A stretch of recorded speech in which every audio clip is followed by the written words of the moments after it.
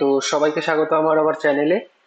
তো কালকে যেটা আমি ডিসকাস করেছি তোমাদের সাথে সেগুলো একবার তোমাদের ঝালিয়ে দিই। কালকে আমি ডিসকাস করেছিলাম হচ্ছে তোমার introduction, growth, plant growth is indeterminate, primary and secondary growth আমি ডিসকাস করেছিলাম, গ্রোথ ইজ মেজারেবল সেটা আমি ডিসকাস করেছিলাম, ফেজ অফ গ্রোথটা ডিসকাস করেছিলাম, আর কিছুটা তোমার ওই অ্যারিথমেটিক গ্রোথ রেট আর হচ্ছে জিওমেট্রিক্যাল গ্রোথ রেট এইসব বিষয় তোমাদের সাথে ডিসকাস করেছিলাম। ঠিক আছে? তো আজকের ক্লাসে, আজকের এই লেকচারে আমি একটা জিনিস কভার করব, সেটা হচ্ছে রিলেটিভ গ্রোথ রেট আর অ্যাবসলিউট গ্রোথ রেট। ঠিক আছে? এর পরে যে ভিডিওটা বানাবো সেটা হচ্ছে দ্য ফ্যাক্টরস অফ গ্রোথ, সেটা আমি পরে বানাবো। তো আজকের যে ক্লাসটা আছে সেটা পুরোপুরি ফোকাস করবে আমার রিলেটিভ গ্রোথ রেটের পরে আর অ্যাবসলিউট গ্রোথ রেটের পরে। ঠিক আছে? তো এই যে যে জিনিসটা সেটা আমি আগের দিন বুঝিয়ে দিয়েছিলাম। ঠিক আছে? তো এখন আমি আমার নতুন স্লাইডে চলে যাচ্ছি। আহ, হুম, সরি। হ্যাঁ, এটা দেখো, এখানে দেখো, এখানে আমি তোমাদের জন্য আগের থেকেই তৈরি করে রেখেছিলাম এটা, তোমার রিলেটিভ গ্রোথ রেটের ব্যাপারে। ঠিক আছে? তো চলো দেখে নিই।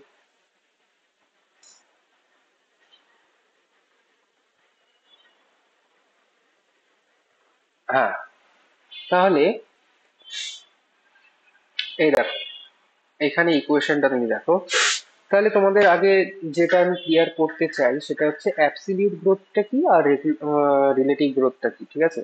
তাহলে অ্যাবসলিউট গ্রোথটা হচ্ছে measurement and comparison of total growth per unit time. আবার বলছি, measurement and comparison of total growth per unit time. তার মানে হচ্ছে ধরো একটা গাছ একটা গাছ, ঠিক আছে, তার জীবদ্দশায়, তার লাইফ স্প্যানে, তার ছোট থেকে যে বড় হওয়াটা, যে ম্যাক্সিমাম যতটুকু গ্রো করতে পারে পার ইউনিট টাইমে, টোটাল গ্রোথটা হচ্ছে তার অ্যাবসলিউট গ্রোথ। বোঝাতে পারলাম? আর আরেকবার আমি বলছি, একটা প্ল্যান্ট তার একদম জাইগোট অবস্থা থেকে তার একদম সেনেসেন্স স্টেজ অবধি তার জীবদ্দশায় একটা সার্টেন পিরিয়ড অফ টাইমে কতটুকু গ্রো করতে পারে, সেটাই হচ্ছে তার গ্রোথ, তার হচ্ছে তার অ্যাবসলিউট গ্রোথ। ঠিক আছে? তো অ্যাবসলিউট গ্রোথটা দেখো, এখানে দুটো ডায়াগ্রাম আমি এঁকেছি। আর সেটা হচ্ছে, এই দেখো একটা পাতা, এখানে আরেকটা পাতা। ঠিক আছে? তাহলে অ্যাবসলিউট গ্রোথটা আমি যখন মেজার করব তখন ফাইনাল মাইনাস ইনিশিয়াল। তাহলে দেখো, এইখানে যেটা আছে এটা হচ্ছে তোমার ইনিশিয়াল, আর এ ড্যাশটা হচ্ছে তোমার ফাইনাল। ঠিক আছে? তাহলে এর যে সারফেস এরিয়াটা সেটা হচ্ছে কত সেন্টিমিটার স্কোয়ার, ফাইনালটা 10 সেন্টিমিটার স্কোয়ার ফাইনাল, আর আগে কত ছিল দেখো, 5 সেন্টিমিটার স্কোয়ার। তাহলে কতটুকু বাড়লো? তাহলে হচ্ছে তোমাকে ফাইনাল মাইনাস ইনিশিয়াল করতে হবে, মানে 10 - 5 = 5 সেন্টিমিটার স্কোয়ার। ঠিক আছে? এটা তার অ্যাবসলিউট গ্রোথ। ঠিক আছে? বুঝতে পারলাম, বোঝাতে পারলাম? সরি। তাহলে তাহলে রিলেটিভ গ্রোথটা কি? রিলেটিভ গ্রোথটা একবার বুঝে নিই আমরা। তাহলে রিলেটিভ গ্রোথটা হচ্ছে measurement of growth of the given system, point to be noted, এখানে সিস্টেম লেখা আছে, আমি এটা তোমাদের বোঝাচ্ছি, per unit time expressed on a common basis, example per unit initial parameter. তার মানে হচ্ছে, ধরো একটা প্ল্যান্টের কোনো একটা সিস্টেম, সিস্টেম বলতে যে কোনো কিছু তোমরা ধরে নিতে পারো। প্ল্যান্টের একটা লিফও একটা সিস্টেম হতে পারে, একটা আম, তোমার ধরো রুট রুট একটা সিস্টেম হতে পারে। ঠিক আছে?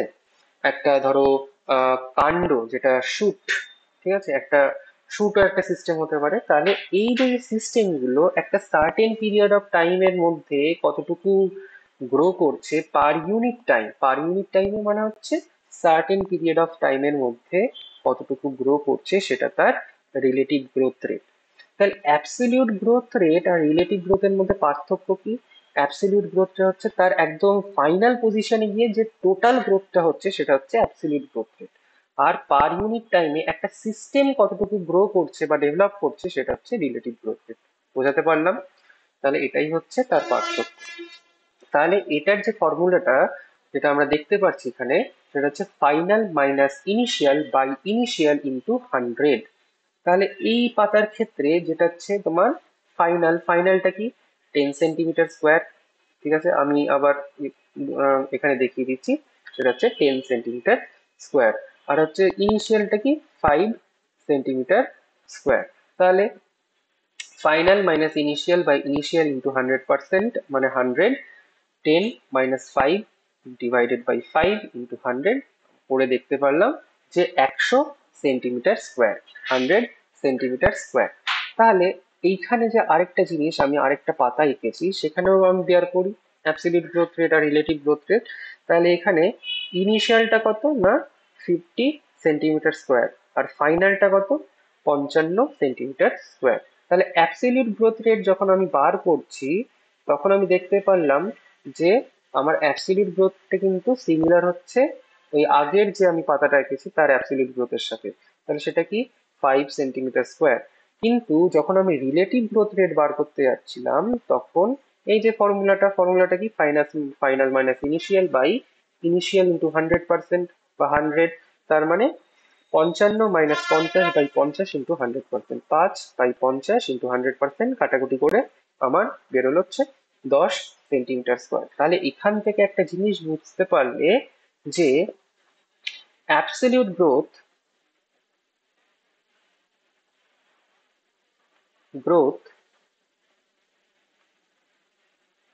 may be same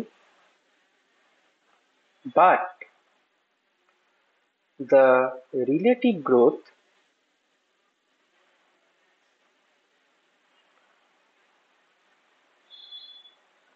may not.